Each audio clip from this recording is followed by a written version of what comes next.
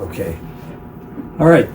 This is Marty Wilson speaking. This is another interview at the Monroe County Historical Association. I'm sitting here with Joan Amhurst Chambers, and her daughter Sherry Chambers is also in the room with us, and Tanya's in the room with us.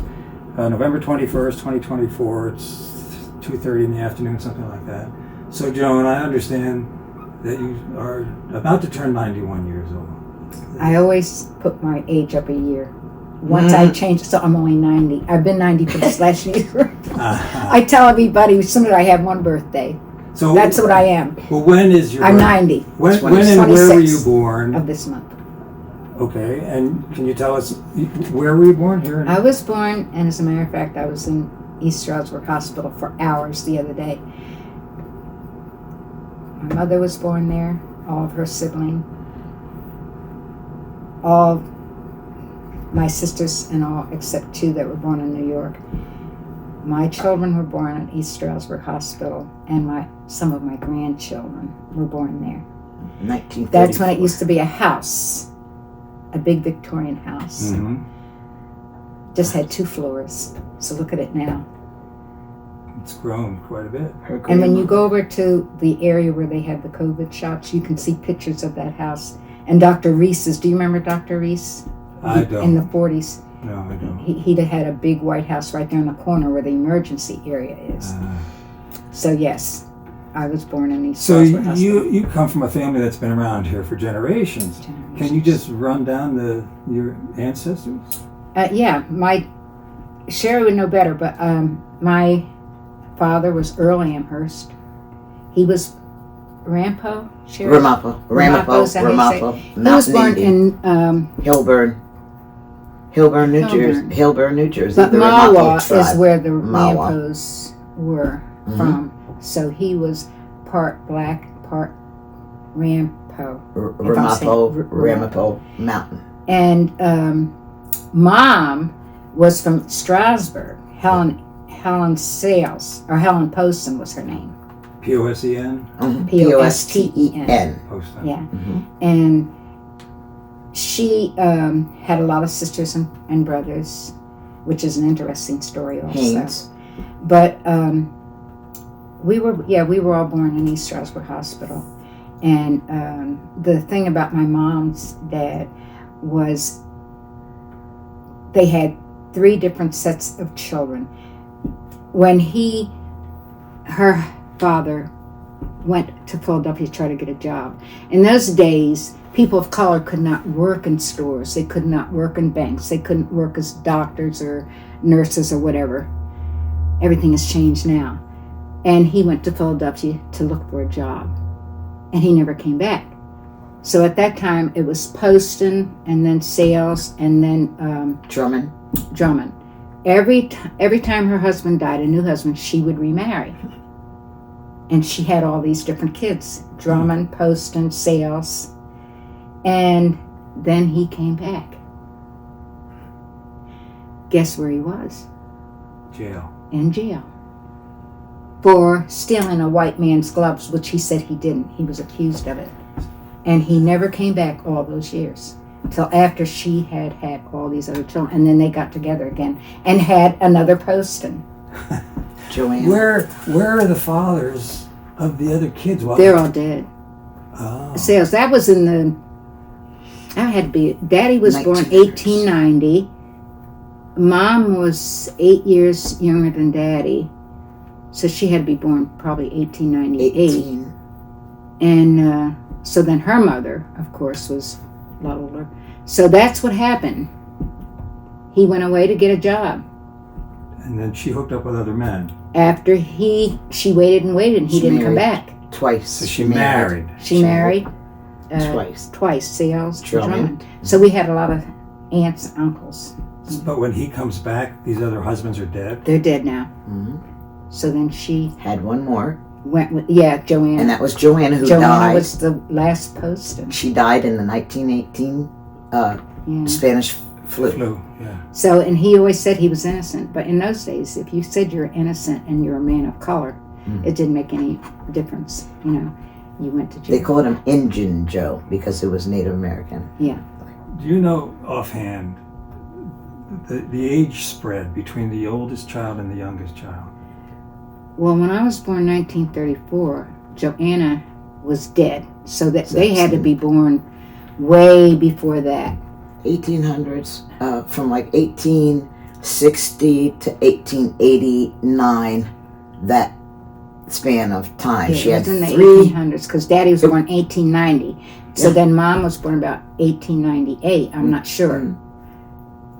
I think he was only maybe 8 years older than her. Mm. And then came the 90s. So Joanna was born at the end of the century. And died. She died. She died at way 18. before I was born. She died at 18, so she was born in 1900. How many Yeah. children altogether? For her, No. for the her, mother. 11. One Yeah. died. They died at birth. George Poston was So it's only one one. that died. Yeah. So you're the daughter of the Amhurst gentleman that went to Of Philadelphia. Helen Poston Amhurst. It was Mama's father Okay, that gotcha. went to Philadelphia. Daddy was from New York, from Mahwah, New Gotcha, Jersey. He was that's born right. in Hillsborough, Jersey. Right, gotcha. New Jersey. I'm sorry. And so she was a Poston, and there was a slew of Postons. Jacob in this Stroud is area. buried next to Ed Poston. So you're born in East Stroudsburg. Your No, yeah, hospital. first memories are of East. You lived in East Stroudsburg, or where'd you live? No, I was born and raised in Stroud. Borough. I was born on 3rd Street. And that's where we lived at that time. Lower 3rd Street. I was born in East Stroudsburg Hospital. And then in the 40s we moved up the northern part of 3rd Street, which before, as Sherry said, was Analomic Street, and then it changed to 3rd Street. Because that was the only area blacks were allowed to live. Few blacks lived on 2nd Street, maybe one or two, and some lived, you know where the old Ronson building was in East Stroudsburg? Tell me where to go. No, that was the new one. Oh. The old one was right there. Behind Cortlandt Street, where the barber shop is, that's where like the Johnsons lived, and the Bevels lived. And that was like an alley. Because we couldn't buy houses any place or live any place else. And I know you already said this, but this is so interesting. I don't want to make a mistake. What year were you born? So what year? 1934, I was So born. 34. So we're talking about you come of age in the 30s. You're starting to remember things in the late 30s during the Depression, but you probably don't remember the Depression much, Oh, do you? no. I was born in 1934. I was only, when we moved up northern 3rd Street, I was only about 10 or something like that. And we lived there until Daddy died. But in those days, they didn't, if you wanted to sell a house, they didn't advertise in the paper or a realtor. They would only put it in the paper, house for sale, house for rent. And of course, when you got there, if you were black, you didn't get it. Oh, it's already rented, you know. That even happened to me about 1990. There was a house up on Thomas Street. It had an apartment right up past the police station, and it was still on the paper. And I went up to look at it, and she said, "Oh no, it's already rented." That was common, but I don't want to dwell on the negative. But I you really tell. Well, tell you me. don't dwell on the negative, but you lived some things. You experienced things that I did never experience. Yes. Right? So Yes. can you talk about what was it like Yeah. to be a young black girl growing up in Stroudsburg? Well, for me, because everybody was our aunt and uncle. Everything was a big family. Even if people weren't your, as a matter of fact, when I went to the hospital the other night, and I'm just saying this for facts, young black technician came in, and the first thing she said to me, "Are you Miss Joan?" And I said, "Yes, I am." She said, "Well, I'm just here to take your vitals," and like that. You know. I said, "That's interesting that you said Miss, because it's only black kids that call their adults Miss. If a Caucasian nurse comes in, she will say Joan, but that's the culture. Respect. You probably have heard of that. Respect. That's the culture. But I want to interject. When she says black, you have to understand categorized as black. When she says family, No, we were Our- categorized as colored. colored, but I'm saying, you're saying black now. But when she says family, our family was diverse. Like, she's going to tell you about being baptized at her ancestral church. Aunt Carrie was Caucasian. So when she says black, we were mulatto, we were diverse ethnicity. So I want to emphasize, Well, when Aunt she Carrie says was family, supposed to by marriage. she was supposed to by She marriage, married a black man. but family is diverse I got ethnicities. you. And I don't want to. No, I don't want to dwell on the language, negative. you know. I don't want to dwell on it. But it's something even the people that lived on 3rd Street that were not our aunts and uncles, that's what we addressed them as. Sure. And You have to uncle. understand how it We never changed. called them by first name. That was out of the question. Mother Ruth, Mother Grace was our hair salon. But she was the hair beauty. sister-in-law of Right. We called them mother of moms. out of respect. But we we Out of never respect. called older people by their first name. That was not respectful. And so we all went to Stroudsburg High School. I'm sorry to say this, but I didn't finish school.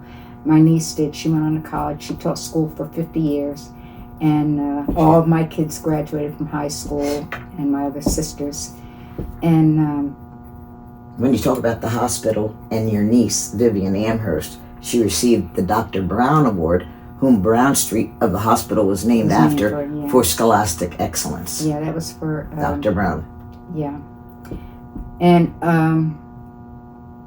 so when she came in, I was talking about this nurse, and I said, you know what? I don't hear that in hospitals anymore. I don't hear that in public places anymore, because even they don't call you Mr. in a hospital. They call you by your first name. But so this technician, she said to me, oh my God, I'd never be able to call any grown up by their first name. My mother would kill me. I said, I know, because that's a culture. That's a cultural thing. And that's an important thing. Sure. So it's a tight-knit community down there on 3rd Yeah. Street. If you did something wrong down the street, your mom knew about it before you got up the street, you know.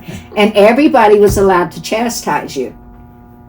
If they see you sitting on the sidewalks, girl, you're not supposed to sit down on the sidewalk.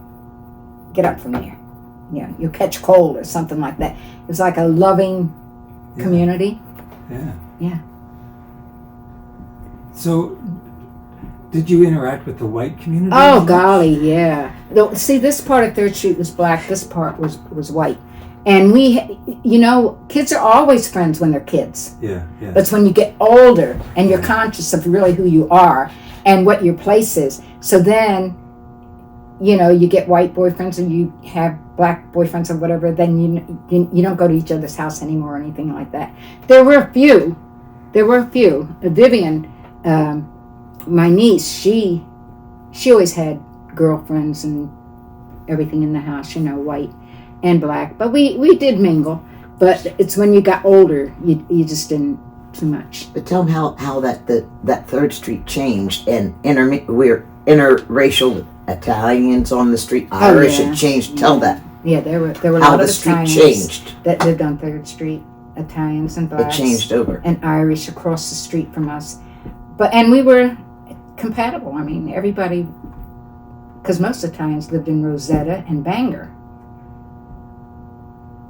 They were the owners of the houses on 3rd Street. Like Matty O'Day's, maybe you don't remember. Matty O'Day's was a store on Main Street, Butcher. Lower Main, which is Academy now. His granddaughter made it Child care. child care, but a teaching, like an academy. And McConnell Street. they lived, part of the Day family lived there and part in the back. Well, that's the way Italians lived. They always congregated together like the blacks did. But they owned mostly all of the houses. When they moved out, how the neighborhood changes, then they would rent to blacks, and they would move over South Stroudsburg or someplace where we weren't able to move. But we were all friends. Oh yeah, we were all friends. Did your parents own your house? I mean, Yes, my dad did. He bought his house in 1947, I think it was, or 46. Up to that time, we lived down the street. But that house was our homestead from the 1800s of her great-great-great-grandfather, next to the church, which was founded in 1868. And I just want to say, when she's talking about the Italians, they also became family. The only male just died, the last male of her generation, of her cousin. He's the last one. Butch Capone, Tony Carl Capone died. That Capone was not from Stroudsburg. They were from Bangor. No, I'm talking about and Butch. Married Mama's cousin. Yes, that was Nate. back, but I'm saying Butch is your first cousin. Yeah. Yes. Yeah. So I know you said you didn't want to dwell on the negative, but do you remember being discriminated against? Oh, Of please. course. But I mean, what did it look like when you were a little girl? It was It was unspoken. They had a candy shop up on. Boston Candy. There were two. Yes. I'm The just one telling. was up 7th and Main. The other one was 5th and Main. 5 points. They made their own ice cream, their own candies and stuff. We weren't allowed to go in there and sit down and eat. We could buy ice cream and take it out, but we could not go in there and sit down and eat. And so one time, what happened when I was in junior high, Sparky. I can't remember their name, the one up here on 7th Street, 7th and Main. They Candyland? Candyland. And the kids always went down there after school and danced we had the jukebox then. Mm-hmm. And we weren't allowed to go in there. So, but we got a football star from Scranton, Pennsylvania, Sparky James, I think his last name was. And the kids found out, they took him down, couldn't get in. So they boycotted it, the first boycott. Friday night. So, I didn't experience this. So, to clarify it in my head, you would try to walk in the door, and the owner would say, "Get out! You're not allowed." No, we could go in and buy, but we couldn't sit down at. It was a candy ice cream place, and you could sit down in there. And the Candyland up this end, the kids would go in and sit down at the Friday night soda dances. band. Football. Soda Fountain. They could eat, and we couldn't do that. But when they put Sparky out, because was a the football kids player. are not prejudiced. The kids are not prejudiced. Tell he was a football player. I just said he Okay. was He was a the football- first black football player. Star in Stroudsburg. So the white kids that his classmates, They loved him. They loved him. So And they this said, was- "Well, then if he can't come in, we're not going in." And then after they let Sparky in, but the other one never changed. The other one, the Boston Candy shop, is what it was. Which is the only shop with ceramic by 5th Street. Yeah. Go ahead. And so that's, and like I said, I don't want to dwell on that because it was on set here down south, and the kids, when they came up here, and they said, "Well, down there you know where you belong, up here you don't know." So the door is slammed in your face because it's not said. We didn't intermingle in churches and everything. We had our own churches founded by blacks. Was there at some point in your girlhood where you recognized that you were different than? No, we didn't, because we played together. We knew when we got older, we knew. Right. Because Ronson was the first plant to come in here to hire blacks. But they had separate bathrooms, black and colored then, and the white. Now, the same way I think there was one black man in the boiler works in East Stroudsburg. I don't think that's there. We had so many factories here. Maybe you don't know. We had shoes, we had stockings, we had curtains, we had anything you wanted to buy. Wholesale, pocketbooks over on 1st Street, coal companies on 1st Street, on 3rd Street. There was so much that you could buy local here that you didn't have to, wholesale, that you didn't have to, and because we didn't have stores like we have now. We had like Matty O'Dave's grocery store on Main between 3rd and 4th. Moransky's was a big one. I think it was on East Stroudsburg. What was the one on West Main Street, Sherry, that you used to go to as a kid? That little shop, the candy shop. Oh, Watkins. Oh, the Watkins? Oh, that was a corner store. You mean? There was Cool Balls. Then there was Watkins, the corner store. Then Funk's was on 2nd. Oh yeah, Funk's and then on Simon's 2nd. was on Stokes. Those were the corner but stores. That's where people, the candy shops and things, kids used to go, because we didn't have we didn't have big stores like we have now. And one, Lincoln Street, the way Lincoln Street is in East Stroudsburg, Mm-hmm. that was all houses. That was all houses before the flood. but the biggest store was Wyckoff's clothing store. But yeah, And tell about that. that was a big Your- store. your- Well, it was the big. It was billed as the biggest little department store in the world, and that was Mr. Wyckoff. They lived up on Thomas Street, and my dad was the first black man to work there. And tell where he worked. Don't He let her worked in the slip this receiving room, downstairs. and then he got my brother-in-law a job in the shipping clerk, and then my sister got a job there, working in the shipping room with the white girls, but she also had to clean the toilets to have her job. when she wasn't busy. She could clean. And her father had to work downstairs so he wasn't seen because he was from No, he was- mountain. He was from was. He was his skin color. He was downstairs, but He was in the chauffeured. first. No, wait a minute. Go ahead, tell. No, wait. He was on as soon as you walked in the door in the back. It wasn't downstairs. It was near the dining room. They had a nice tea room. Well, Wyckoff's was well known. Yeah. And then the black men, Mr. Mitchell, Daddy, and one white man, Mr. Sniper. They would work in the store, and they would also be chauffeur and other things, Papa which Wyckoff's they chauffeur. wouldn't ask other people, to do. But the one white guy did. But it was like family too. I mean, if you don't know any different, Yeah. When you say chauffeur, it was like family. when you say your father, they chauffeured too. Only the black workers were given those jobs after, Yeah.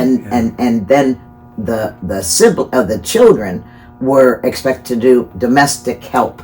You babysat for the doctor, we did. spinners, We and worked. tell about that. No, I worked at Wyckoff's house, cleaning, Spinners, and cats, just minor things, washing dishes and cats' things. families. But we liked them. We didn't know any better. Mm-hmm.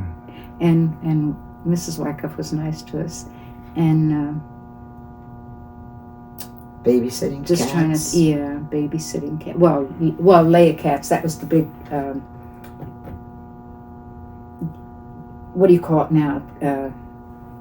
Insurance. No. Which one?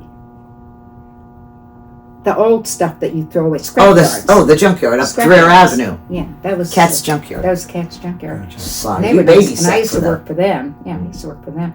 And then the women, and I don't want to say this because people don't know this. I don't want this Tell blast the truth, Mom. because everybody think I'm downing Stroudsburg. You're not. Tell the I'm truth. not downing Stroudsburg. But the white women used to come down in their cars with the laundry, ride around, look for somebody to do their laundry for them, and so everybody Wait. washed. Yeah. Somebody would come in with dirty laundry in their car and Yeah. look for somebody to wash. Down Yeah, the street. well, there were a lot of people would do that for money. A lot of The white woman housewives would come did. down and expect the we colored couldn't, we one. couldn't work any. They didn't have any other themselves. jobs. But yet there was a black family that did own a taxi cab company on Main Street, Lower Main Street, between 4th and 5th Street. Bevels. And Those the are barber cousins. shop right there with the tie-in. I don't know if the tie-in club is still there or not. Yeah, it is. Yeah, well, that was Mr. and Mrs. They had a taxi company Bevel. and they had a barber. They So are these raised. jobs you're talking about at Wyckoff's, you were in high school when this was happening? You mean Grade school great? You and working in high school. No, I didn't work at Wyckoff's. My sister did. But you had Down- jobs. You mentioned jobs. I had jobs doing babysitting for Wyckoff's, their grandchildren or whatever, and Wyckoff and all them. Spinners. They're all gone now. No, they did not work for Spinners. I didn't work for Dr. Spinner. All right, so something I'm curious about, a lot of things I'm curious about, but so I'm just trying to follow this chronologically so we can. You're born in 34. World War II breaks out. We're in it by 41. Did that have any impact on your life? Not on my life, but all of our uncles and everybody went. Now, my uncle Stanley Adams, he was my father's brother-in-law, but they were all the big Adams, as we always would say. We were all connected, but we weren't blood. And so many black men went, but they were never honored. Sherry had to call about putting the pictures of the black soldiers down there. How they have the flags on. They weren't going to do that. There were so many. We had one, Ben Adams. He came back so shell-shocked Uncle Ben. that when he'd be standing there talking to us, he would dive under the Hoof his foot. house Hoof or his something. foot like a bull. If he saw a plane, if he heard a plane overhead. He never got any help or anything, whereas the Caucasians would. Now you get help with the veterans and everything. But Ben was creative too, though. He could make lamps and do anything. But we had a lot of my uncle, he was gassed in the First World War. He was one of the older ones, but all of the Adamses were in. And then I had a nephew from Jersey. He lived in Hoboken. He was stationed at Shoemaker, California. Have you ever heard of that? No. That used to be like when we would get letters from him, it would say address unknown or something like that. They couldn't put the return address on it. And he got murdered on that base. And they told us that it was a holdup. But it wasn't that at all. It was years later when Aunt Connie got married, and I was talking to her to-be husband, and he said, got talking about Shoemaker. I said, well, that's where my nephew was. And I said he got, they said he got killed in a holdup. He said, that was no holdup. That was a race riot in Shoemaker, California. He said, I remember, I was there. He said it was the most segregated base. Well, it always was. Your age, you would be in a white army. Others would black. As a matter of fact, I just watched the Tuskegees all over again. You've heard of them. You saw how they were discriminated. And they were bright young men and could fly. They couldn't even come back home and get with a commercial company. They couldn't get jobs. But yet they were shepherding the white pilots to save their lives. So that's about it. But I don't want to go into any deeper. And I don't. Well, let's get back to your life here in Stroudsburg. Yeah. So you go to high school, but you told me you didn't. I didn't finish. graduate. I got married instead.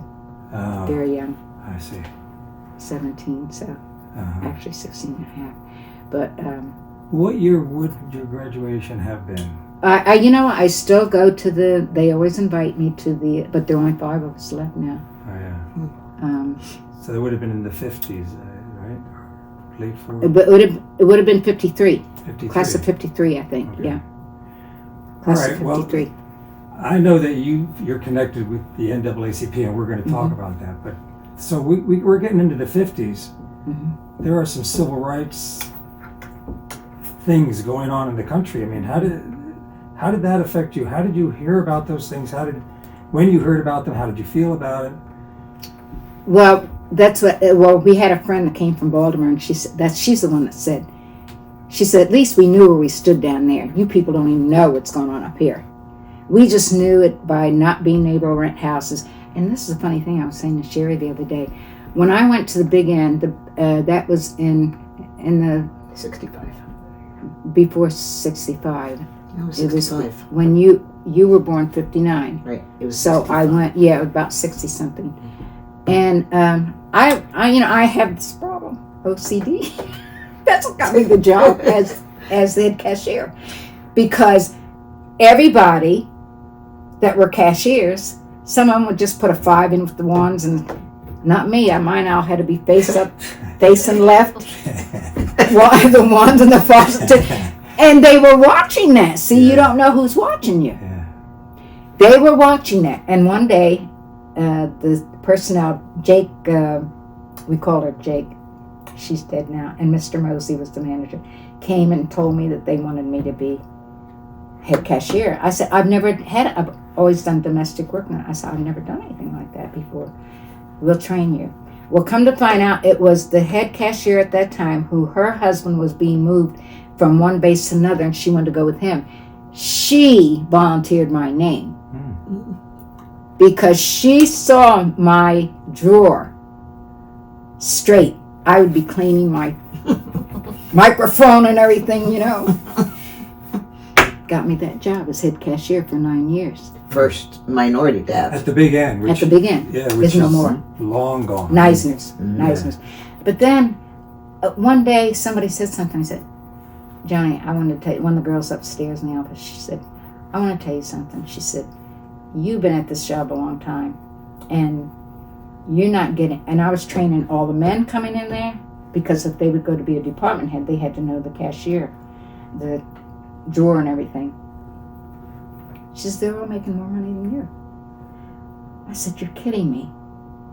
So I went up and my female manager of the personnel, at lunchtime, the boss would always come and sit down with me and talk, and we'd talk business and everything, you know. He came this day and I said, I don't want you to sit by me. He said, why? I said, because I just found out how little you appreciate me when you knew I had 4 kids to take care of, and my husband and I were split up. And I was waiting table at night, and she grew up alone. I said, don't even sit by me. And I thought about it, and I came to work the next day, and the next day I never came back. And I'd been there 9 years. And I had a good friend, and she was the secretary to Fred Waring. Irma Jarrett. Irma Jarrett. That week, she just took me around to all the places, you know, where they would hire women, because the women weren't working in all the mills at that time. On 3rd Street alone, there was the engine works, there was the foundry, there was the barrel shop. There was a lot of industry right there. Well, they put everything down there because, you know, the bad air and the soot and everything. They didn't want to put it anyplace else. So that was the industrial area. And until my mother got the park cleaned, she went to all the owners, the business owners, and all the residents and asked for donations. That's how that used to be. That one whole block was just one concrete mess of wires and cables and glass for years. Big ovens on it, and we used to go over. That was our playground. She went and got, and Mr. Culp and all the owners, the engine works, the groaners and all, donated money to get that block cleaned off, and that's how that became playground of 3rd Street, and that's how Sherry carried on that torch. So your friend was taking you around, and she was taking me around, and so I couldn't believe some places they didn't hire women in the plants and all, you know. So right away when I went to Banner Meadow, she said, "Can you come to work tomorrow night? We have a night shift, 3 to 12." And then she said, "Oh no, on the 3rd shift, 12 to 7." And then she said, "Oh no, they're all college boys." She said, "I don't want," because I was the only woman working the night shift. She said, "I don't think you should work with them." She said, "Come on the 2nd shift." That's where I started. I stayed there for almost 32 years. How much did you start with? I was making $1.35 an hour at Neisner's. I started making $3 an hour at Banner Meadow with all of my insurance paid. I was paying half of my insurance for Aetna with Aetna. So that just tells you how times change, you know. But Ronson, I think, was Ronson, and then came, what was the other one on? Shoe factory. No, on. The hired blacks? The shoe factory, Ronson? No. On the same street where the credit union is, where Culp's Foundry and everything was. GE were paying people really good, and they weren't discriminating. They were making more money than anybody in Stroudsburg. And then there was the plastic Shaws, and they were making good money. But then when I went out there, and I was making pretty good. Well, $3 was a lot in that day. So. But no segregation at that time then. No, not there. No, not any of the only ones was Ronson when they first came. 51. But there were textile. Oh, you know that. You know the history of Stroudsburg. Well, up and down Main Street and Banker and the Bank Alley, that was nothing but blouse and sweater factories. And out on Main Street, you could go get a job anywhere if you were white, but you couldn't get them. You know, but then when Cortland Novelty came in too, that was over in East Stroudsburg, was full of blouse factories, sweater factories, everything. Mount Pocono, there were blouse factories all up and down there. This was a very industrious area. You could buy anything, commercial, everything from in this area. because it was well known for their blouse. And now look at Valerie Fashions down in Wind Gap. I think that was 4,000 employees. Where is it today? China. Was this after? Well, it was way after the 55 flood. But how was everybody affected back after the flood? We had to go right. We had to go right back in the same area after we cleaned our houses and everything, because it was hard to get a house if you were black. Yeah. You know, but that's the way it was. So the civil rights thing is going on nationwide, Selma, Alabama, and all these things. Mm-hmm. You must be paying attention to those things when it was happening. Yeah, thought it was terrible, but we didn't really know how to organize, because we thought, well, it wasn't affecting us here, but it was affecting us. If it wasn't for like different employers that had compassion and hired one or two blacks, but ask me that question again. Well, I'm just trying to steer us towards your connection with the NAACP. Right. The Poor Man's March, right? Wasn't that it? What was that? 64? 63. 63? There was a reporter over in Pocono Record. He wrote this editorial about he didn't know of any colored person that went to the Poor Man's March. And of course, thousands of people left their homes, their jobs, and everything. So I answered him. I called him. I said, well, I couldn't afford to take off to go on something like that. Those people really sacrificed. And I understand their sacrifice. And it probably will benefit me. But I have children to take care of. At that time, I had left my house and I was living with my mom. And so he said, well, I haven't had anybody else yet. Oh, I think he said a few people had called him, but he said, how would you like to get together and talk about this? I said, I'd love to. So he said, well, where can we meet? I said, I don't know if the first meeting was at my sister's house with their husbands or if it was at the church, because Aunt Carrie, who was Caucasian, but she was my aunt by marriage, she kept that church going all those years. We had a minister that would come. You're talking about the one on 3rd Street? The one on 3rd Street. The one up on... They're both our ancestors founded both churches. Yeah. The first one that she was living next to. The first one was Johnson's that built that church down on Lower Main Street. That Johnsons were raised, still our great grandparents. But this church belonged to a conference.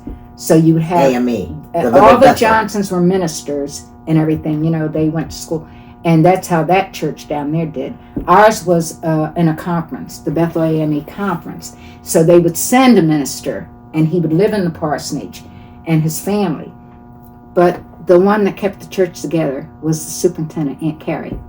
And Aunt Carrie, even though she had family in Stroudsburg that were still close to her, they were always charitable people. They ran the Salvation Army at that time. They took part in all that, So she was, she got to be the superintendent of Sunday school, and she kept it going like until the 60s.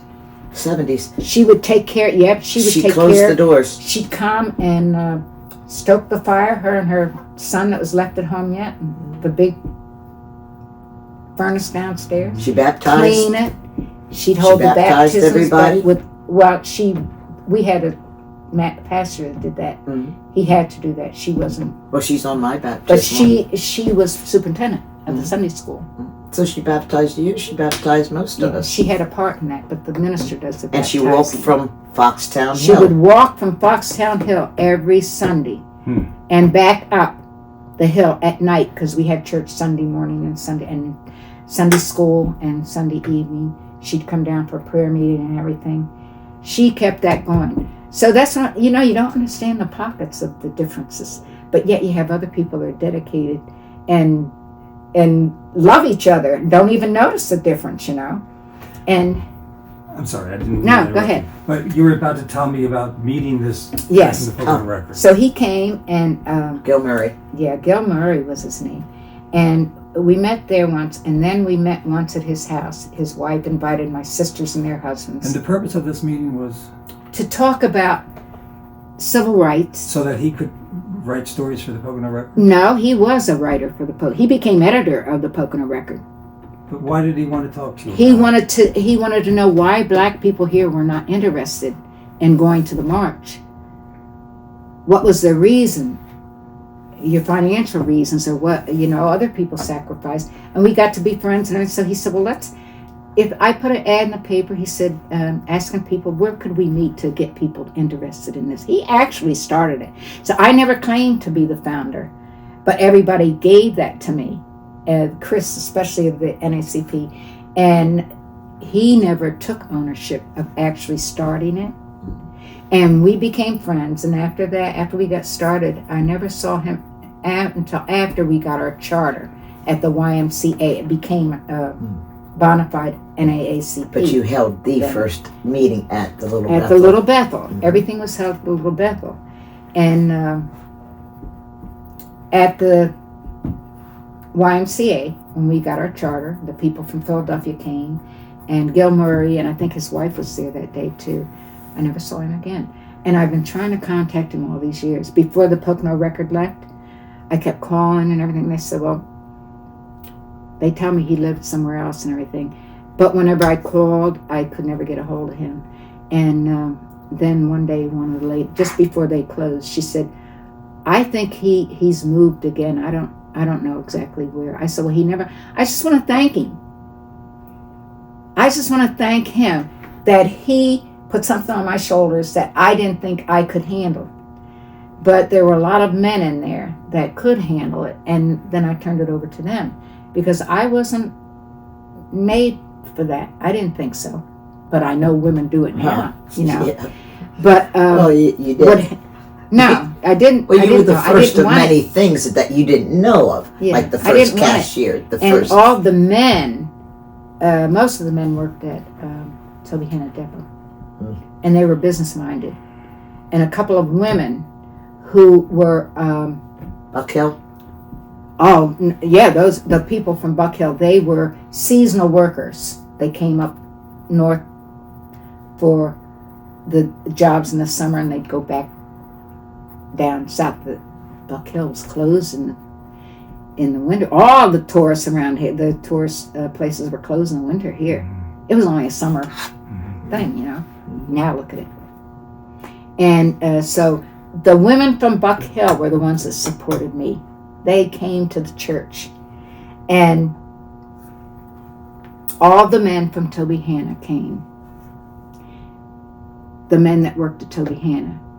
And then when it got to the point where I just thought, well, I don't know too much about blue laws and, procedures and everything. Procedure. Yeah. But there were a lot of women there that did. But in those days, women, I guess down south, they were active in that, but I don't think too many were active in the official part. So what was your role besides being there at the founding of it? Were you the head of it for a number of years, or before you passed it off to the men? Or?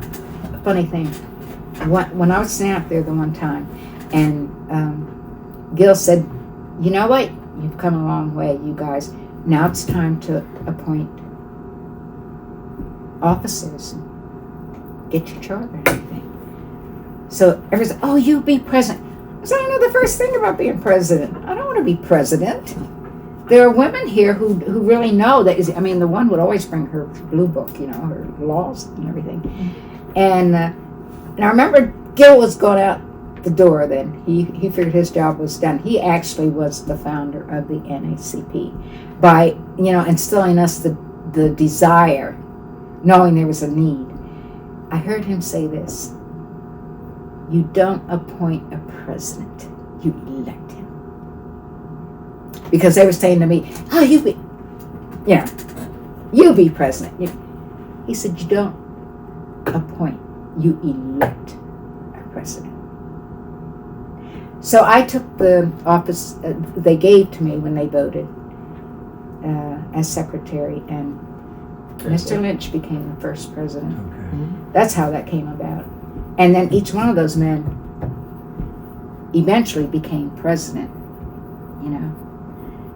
But Was there a female president? She wasn't. no, I didn't. I never. I mean, accepted. you were the first one. I never accepted. It was all men. It was After different in that. those days. You know, women didn't step out to be involved in politics that much. I don't think around here. But And, documented, though, you were documented Yeah. as the first president then. No, I was Charter. never president. Well, what were you? You were I the was founder. secretary. Though. I was the founder. Okay. Never. Founding secretary. Nobody ever gave me the title founder, but Gil Murray did. I mean, the men never did. They never did. But they all took their turns being president. And so I stayed with it for a while, but then I didn't stay with it for very long. But it grew. And but I always thank him for it. And even recently I've tried looking him up. I found a lot of Gil Murray's, but I never got a hold of him. I just want to say thank you. Look what you've done. Maybe he'll see it. 60 years. It was 60 years. Where is he going to see this at? It's on. Going to be on He's. YouTube. I did Google him. What's I it did going to Google. be on? YouTube. I did Google Oh him. my gosh. It's okay. It's okay. I don't know. So, if you- Gil Murray helped you out, but you were finally recognized and honored after 60 Oh, years yeah. as being Chris- the founder of the chapter. Krista Krista Caceres. name? Krista Caceres. She's the first. She's one the that first really one to recognized recognize it. it. She found out In 60 all the years. history and everything, and she has recognized me every single God time. bless her. I got a nice, what do you call it? Plaque. Plaque. Mhm. This year I introduced some of the recipients of this year's plaque. She always involves me, and Respect. otherwise I don't think anybody would ever not. Everybody's. There's a couple out in Broadersville that have a business out there, a restaurant. I can't remember their name. First black couple out there, and at the other about 3 years ago at the gala, she came over and she bowed down in front of me. She said, "You didn't tell me you were a star. You didn't tell me you did the." I said, "I never wanted it." And she did the same thing this time. Again, didn't at she the came over again NAACP this time. Freedom Gala. Yes, Mm-hmm. beautiful I'll think of girl. her. Beautiful girl. Well, so you don't strike me as the kind of woman who would back off from a challenger. I mean, you're a single mother of how many kids did you Four. have? 4 kids. 3 You're boys. raising them. Yeah. You're working full time, and at night. And at night, waiting on a table up at Fernwood and different places. And down the water gate. then this opportunity for the NAACP comes along. I mean, so what other things were you involved in? That's it. I'm not a joiner. I never thought that I was equipped to do something like that. I just, Well, you broke the ice in 1965 for federal housing. yeah, that was a need. But you did it. And they were very nice then. They were new and they were very nice. Can you talk about that a little bit? Yeah, that was a help to me because when I left the house empty. Well, no, my brothers took over the house, and it was right near the schools. It was a nice. It was hardwood floors. Everything. We're talking was about. Could you explain what your public housing. public housing? Where was it? It was Monroe on County Garden Federal Street, but Housing. it doesn't look anything like it looked then. I mean, it was really nice then. And so at the time, blacks couldn't get a place. Minorities could not. Nope. Nobody So could. what did you do? What? Yeah. I just happened, I remember who it was. It was Wealthy Courts. She was a well-known reporter at Polk and Record. And she was a friend of mine, Mrs. Patterson. Alice Patterson. And she said, Johnny, she said, you qualify. I said, no, I don't know. I didn't want to break the ice. And I went out there, filled out the application, and for a while, it was a little hesitant, but then I got the place. I'll let you in And first. it was in very good shape. It was warm, nice yard and everything. Yeah. So that was a good beginning for me. And under So the manager, Dan Skyver, was the manager at that time. I think he was for years. And he gave me a break. And I got in there. Then when the kids all grew up and left, I moved. I understand that move was the first time, really, from your homestead in the borough where you were segregated. First time out of the 200 years of your family, you went up, and when you finally got into federal housing, that was the first time out of the borough. It was still a borough. It was still No, I'm Stroudsburg saying the in Monroe borough County. down Stroudsburg. The Yeah. homestead. Well, it was a the first different ward. It was a different ward. Okay, Yes. first time you were out of the borough from our homestead of 200 years, 117 Yeah. North 3rd Street. Because you really couldn't, you could not get a place around here. You couldn't move off out of 3rd Street. So, I almost always ask people to talk about the changes that they've experienced in Monroe County, and I think you've probably experienced more than most. How do you see the changes from the time you were a little girl until now? Oh, big difference. Big difference. I'm not sure I like all the changes though. This used to be a nice little town. It was, you knew everybody up in the stores. They knew you. Shoe store, dress store, if you, places you could go in. And everybody was, amicable. They might not want you in their house maybe, other than being mostly just like Buck Hill when the black people came up from Carolinas and all. They had to be domestics at Buck Hill. They had to be cooks, cleaners, pool cleaners. If you went into Buck Hill, the main door, my only opportunity was they had a Christmas party. And I was invited to the Christmas party from the black help. You would go in the front door. Here would be the people who would, the rooms, the bellhops were all, no, the bellhops were black. The administration over here was all white, and they were all white, and then the blacks were here. The bellhops, the maids, things like that, I think most of the places like that were like that. But I see a lot of changes now, but oh my goodness. You can, if you have the money, I think you could buy a house anywhere you want to in here. Mom, move any place you want to. before you go on, when Marty's asking, your father, having worked for Papa Wyckoff for those 32 years, and he had a moonlight. I was 32 years. I don't know how long he was. No, he was there. I checked. There till 6. It was, well, however long he was there, and he had to take on that moonlighting as chauffeur and shining shoes, and then being the barber for Black City workers coming in. Well, he shined the shoes before he Tell got. us. For Scabbos, that was a popular barber shop up here. I don't know if it's still up here or not. They're all dead.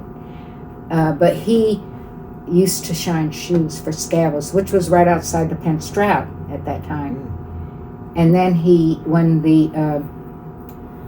all of the camps up here and everything, they all had segregated black help that did the menial work, and then the white ones would be the coach or the pool lifesaver or something, lifeguard and all that. They couldn't get their hair cut anyplace, and Daddy was he always cut the black population in the kitchen, everybody for years. So that was a boom for him when they would all come in like 10 at a time, come down in the cars and get their hair cut and everything. So that's what Daddy did. He worked at Wyckoff during the day. I remember going uptown with Daddy, like 6 o'clock in the morning. Everybody had coal fires then in the offices. Daddy would go up and turn them on in the morning, and he'd go back at night and turn them down. Bank it, I guess you would call it, So I liked going with him. And sometimes I would go with him to the Methodist church over here. Daddy and the other black helper, Mr. Mitchell, who worked for Wyckoff also, they would be the waiters. And I would help them. And I was maybe 10, 12 years old, go and wash the dishes and everything, because I like doing that. I guess maybe that's where I got my work ethic from my dad. Because he only took a nap on Sundays. That's the only time 1 Daddy hour. ever took a nap. Daddy always worked. And he was just a little man like me. I mean, like I'm a small woman. He was just a small, but he was a big man. otherwise, working. Well, you've lived a fascinating life and a productive life, it seems to me. I don't know. What other things should I have asked you about? What questions did I not ask you that I should have asked you? Well, our family was very close. Christmas was important, and that's one thing my dad did working for Wyckoff's. $100 he would save up a year in the bank, like a Christmas bank for Mama, Christmas club. $100 to buy the family presents. $100 in those days, and we would have so many presents around the tree and everything, because Daddy always made sure Mama had that. And she had a card table that was for all the aunts and uncles outside of the house, up and down the street, So on $100. Are they all buried in the same place? Well, that's another thing. We had segregated burial. We didn't even realize it. They were burying all us down along, where the Potter's Row is. Well, we were on this opposite side. All the blacks, if you see the Adamses and the we're all in the D Postons section. and all, they're all in You're the even section. segregated in the cemetery. In the cemetery. We were segregated And we in thought death. he was the greatest guy, the company, the Undertaker and everything, and he was nice. Was that the Postiniers back then? No. No, Well, who they owned the cemetery, but he owned the funeral home. Oh, you mean okay. Kaiser. Oh, Kaiser. who was it? That was Kaiser, and then it was Kaiser, and I can't remember. who Lanterman's else. coming then. Lanterman's in East Lanterman's in East Stroudsburg. Stroudsburg. But we and didn't Al- deal with Lanterman. No. We were here in The Stroudsburg. clientele was Clark got all the clientele. Clark's, you're But- right. It was yes, first Clark's. Clark. No, it's William. first Kaiser and then Clark's. Right. You're And- right. They right. were nice. Yeah. But we never knew we were being...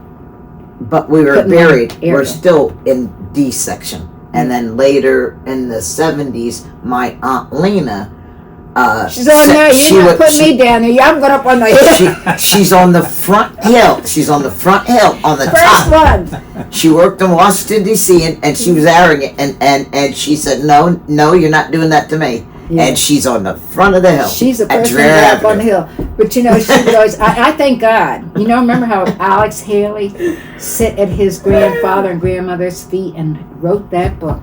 All that history. Lineage. Sherry sit at Lena's feet. No, we said, oh God, here comes Aunt Lena. No, get out. Because she said, you ignorant people, you never want to know anything. She said. And Sherry has all of her awards sometimes to show you at the Bureau of Ships. She sang at Carnegie Hall. You have the picture. You have to show him that. Stroud Theater picture I have. No, Stroud you have Theater. Carnegie Hall. No, I don't was have at the Uncle Carnegie. Mac. I have Uncle Mac's picture. He was an inventor. And he was at Carnegie patents. I Hall. have He his was a patents. writer. He was He he was was a musician. I have his compositions. Musician. But anyhow, Aunt Lena would always, when we say, she'd say, "Hark, hark." A grown-up is talking right now. Hark. Never be quiet or anything. She was sophisticated and beautiful, Bilingual. And yeah, everything. But I'm glad that Sherry sat and listened to her. We would have never known of the history of the first husband who got lost in Philadelphia in prison, and how all these kids by different names, three different husbands afterwards. Was it three? Yes. Sales, Post, first Sales, Poston, Poston, Sales. Drummond, Poston. Drummond. Yes. But Yeah. but also the photos that survived the 1955 flood she gave me, and the lineage, and the photos of the founder, our great grandpa, and she sat and told me who our white cousins, our she knew black, them all, because yeah. she knew them all, She knew from them the all. Labars She to knew the them all. Strunks to the Millers. Yeah. She told me. She said, "Oh no, they're your cousins." But she was brilliant. And she wasn't She was trying to arrogant. embarrass us, yeah. But it was because A good arrogant. she did good and she wanted us to do She was good. educated. And we didn't have a desire for it. See, Her we husband- just were, no, I'm not going to say ignorant. Her husband was a professor, Professor Yeah. McCoy. I And he- still have his 78s of classical music. Oh yeah. And you have the He started Your the husband orchestra. was a professor? No, No. her Oh, husband. her husband. Aunt Lena. Aunt Lena professor. McCoy, Professor William McCoy. I have his patents for reclining chairs and automobiles And the hot comb. What was that? The Nash. hot comb. And Nash. the Nash. The bed. You're too young to remember that. 1941. I remember Nash, Yeah. 1941 He- patent. Had that patent, and he let it. He's the one that created, and then he let it. Whatchamacallit? Where did he teach? Where was he a professor? He New was York. in New York. He started New his orchestra. He started in Harlem. I have his business card. But he He was from opened up South the America. He had was his from South grand America. opening Yeah. in Harlem. They commuted from Yeah. 3rd Street Yeah. to But he was from South New York. America somewhere. So I have a question, and I don't know how to ask this question exactly, but I know from talking to Sherry and now also from talking to you that there's more than African blood in you. You have Oh, Native yes. American blood in you, and you might have Italian blood in you. For all No. I know, I don't know. Irish, Scottish, Native American, Congo, of course, African American. So you, Mostly but you, Black and you're living in Indian. a society that sees you as black, essentially. You know what I mean? Of course. I mean, how much do you identify with your Native American heritage? How much do you Very identify little. with some of it? Very little. We're Okay. black. We never aspired to that. But my dad, we always had people living with us, and the Indian part from Marwa, New Jersey. I'm going to bring my nephew around to see you sometime. He looks like Chico, Cochise. Okay. Every time I say it, you're just beautiful. You're just They're beautiful. all Jason. They're all And DeGroots, they're all DeBois. dead now. But each one lived with us at one time or another because they were indigenous up there in Marwa, living poorer than we were living. I mean, we always had a nice home daddy kept for us and everything. But they couldn't get jobs up there the same way that the Indians are being treated out in Arizona now. They just showed the other day. Pumping water out of a, what would you say? Out of the well? When it's all together, I can't think. It's for everybody. A commune? Yes, yeah. And they were living very bad the same way, but Daddy brought Kenny and Tony. She was gorgeous. Oh my God, she looked just like They were the beautiful, DeGroots. beautiful. Those bones and just this color and everything. Oh, and then we adopted two of them. The twins that were our brothers, that were my brothers, Mom Tell and Daddy me. adopted them. They were Rampo, is it Rampo? Ramapo Mountain, and her father, Earl Amhurst, only had females, so he wanted his name to carry on. So since he was from Mawa, he adopted his cousins, twins. his cousins' Yeah. children. Yeah. So when you ask about did we have rituals of Native American rituals? No, we did not, because we didn't know. But as children, when We didn't we used consider to- it. We didn't think it was know. important in those days. We didn't know. But now we know what history was lost there because those people were so poor, but they were gorgeous. Just They were the absolutely gorgeous. Their And names are Butch, French. We had Butch for 3 years. That was the oldest brother.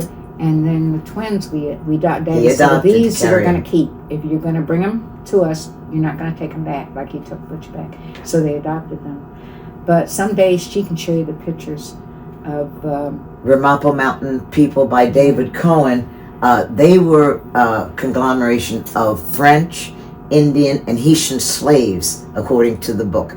And they were the DeGroots, Jackson DuBois, Dufries, and they were also prestigious businessmen along the Hackensack River and in Manhattan when they got out of Mawa and Hilburn and migrated to Yeah. the city. that's where They all were in rich. that area, Yeah. Mawa. So DeGroots, DuBois, There was a book written Dufries, about them. all French. There was a book written. about Ramapo them. Mountain Indians. Yeah, Mhm. but This we brings never we just stayed, colored. We were Colored. ignorant. Yeah. We were Those ignorant. days. Well, that's what the To the- society we saw didn't know. you That's as, what right? they saw us as, and that's what we accepted. Well, we didn't know until We didn't know sometimes better. I would go to school and Mom says don't say anything, but I was in Girl Scouts and I came home one day and somebody had hurt my feelings and called me the N-word, and Mom was stirring the pot and she said, "Oh, that's not nice," and I said, "Yeah, because she called me this."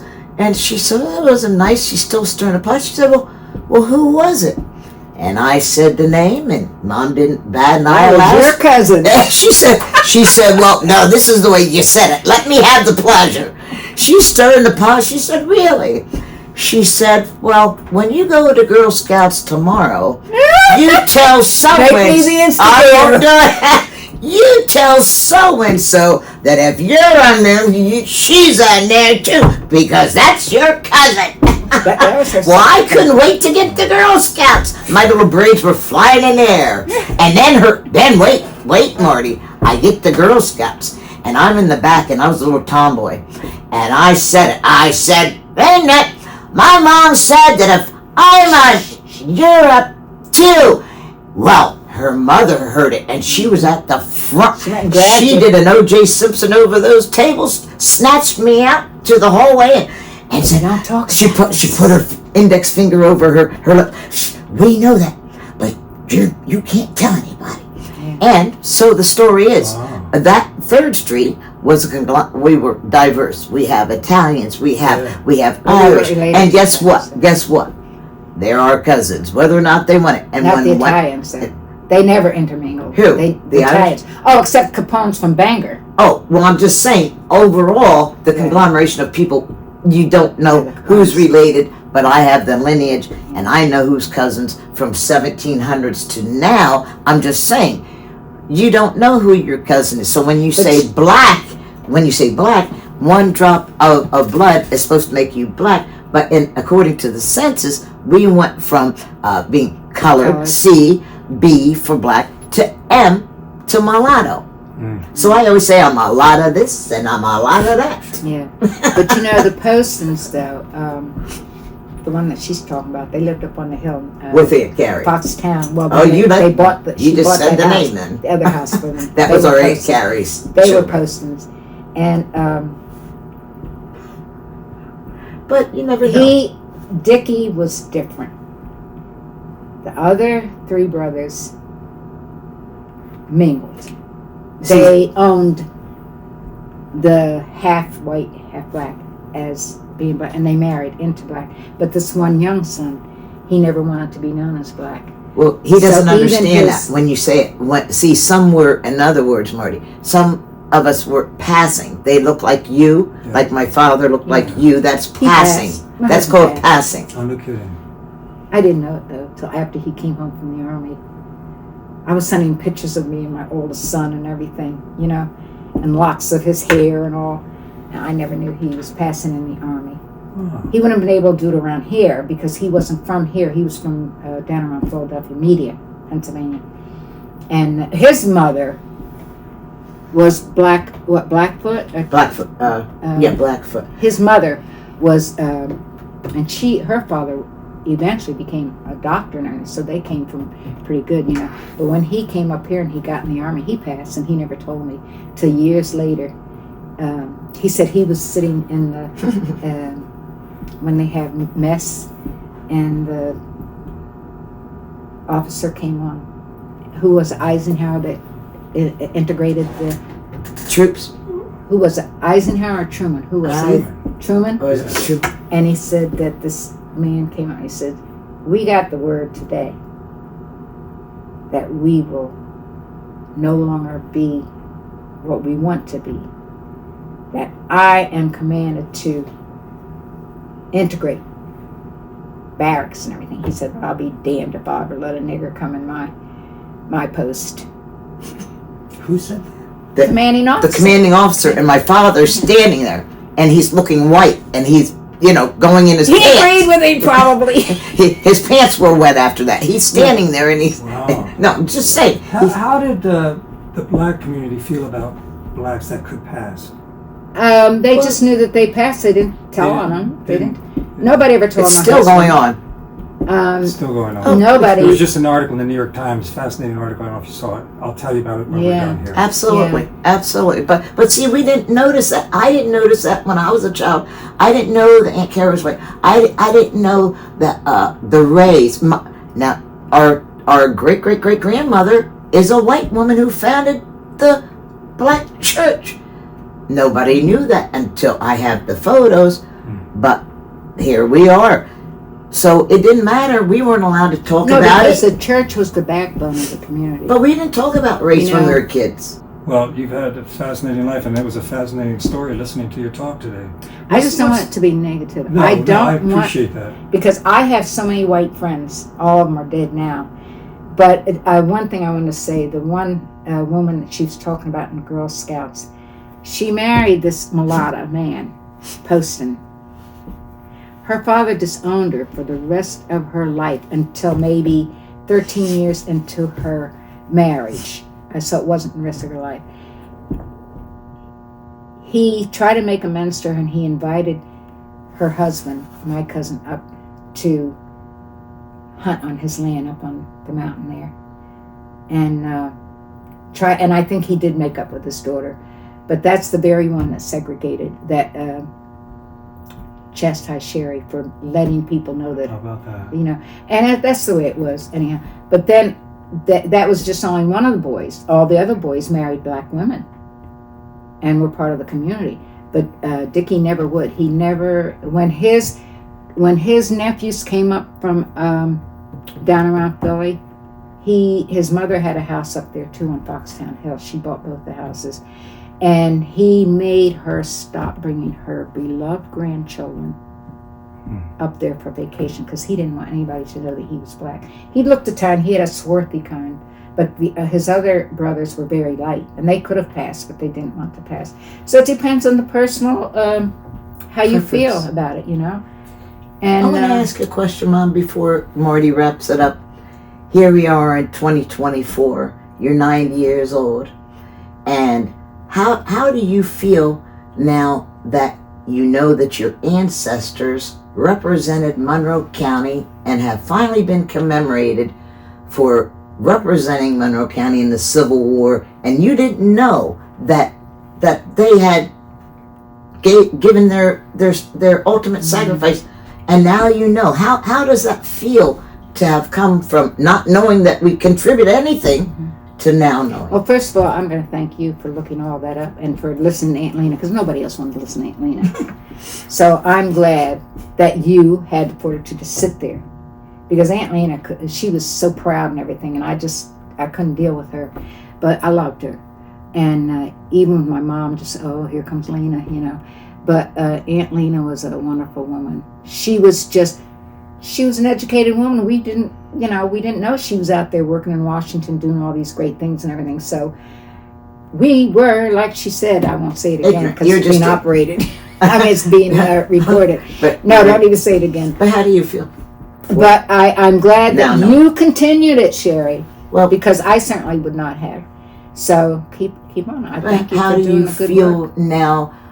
You're 91 years old. You didn't know your milestones have left a legacy, and that the recent gala that President Krista Caceres, for the first time in 60 years, was so kind. But I personally was speechless of the love and that was an honor that was bestowed upon you, and so they bestowed it upon me, and I'm still speechless. How does that feel now, looking back at your milestones? You were a single mother and all what you did. I never achieved much in my life because I don't know. I wasn't like Chicky. She was classical piano and teacher and all that. And I was really surprised at the gala that people were coming and looking at me and, oh, thank you. What? I didn't do anything. That's the way I honestly felt. I'm not saying that. Just saying that. I honestly felt it was Gil Murray. I just took the place that he gave me, and from there it continued. But I never felt that I deserved any honor. But Krista, that's what I said at the gala last week, 2 weeks ago. I said, Krista has all, I forgot to say that one part, she has all the traits of a leader. She makes the unknown known. She brings them up with her. And she promotes their goodness. When we're nothing, we think we're nothing. That's character. She has character. She has the traits of a leader. Integrity, respect. She's not just trying to get there herself. Every time there's a NAACP gal, I get special seat with her mother and her family and Sherry and I. Who else does that? People don't care once they get up. But she's bringing me along with her. And I said, Krista, you know, and she's, Mrs. Chambers, you look at, you know, I didn't really do anything. But now you have. I always felt like I never did anything in my life. Well, apparently some people disagree with you. I know they do. Yeah. You left a legacy. And do you know what? I don't want to talk like Well, that. I 'cause think this is a good place to end the conversation, if you You don't did. mind. I mean, yes, this I'm is, done. Yeah. Because I don't want to Well, I start wanna thank crying you. here. You left a legacy, Thank you Mom. very much.